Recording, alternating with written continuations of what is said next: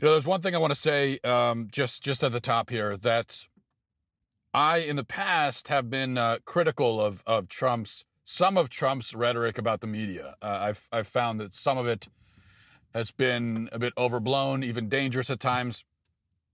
And although I agree in general with his criticisms of the media, I agree with anyone's criticisms in general of the left-wing media.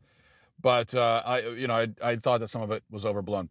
However, these last few weeks with the Kavanaugh story have, I think, vindicated everything that Trump has ever said about the media. He's exactly right. In fact, actually, he could probably go even further in his criticisms than he has gone. When you see what the media has done here, they have, with this Kavanaugh story, and of course, it's not the first time they've done this, but it's just been so striking. They have completely discarded any semblance of integrity, objectivity, decency, honesty, ethics. They've just gotten rid of all of that.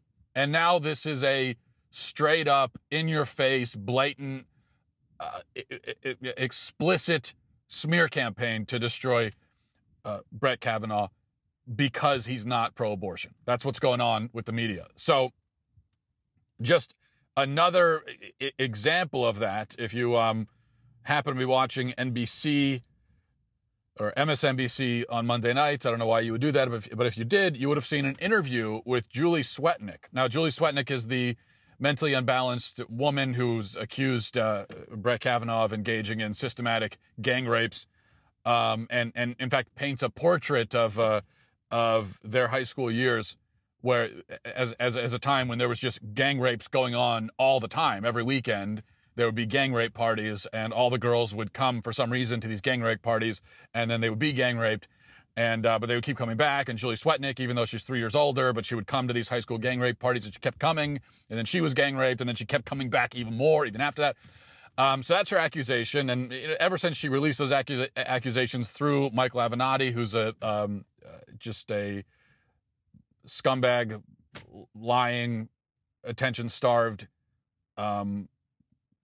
pretend lawyer, ever since those accusations last week, we found out that, there was a restraining order. Her ex-boyfriend tried to get a restraining order against her because he says that she threatened him and threatened his child. And we find out she was accused by her employer of making up false sexual harassment claims. And what the employer says is that she made up false, this I think is important actually. According to her employer, back, I think it was maybe about 18, 20 years ago, she made up false sexual harassment claims because she had been sexually harassing a couple of men at work.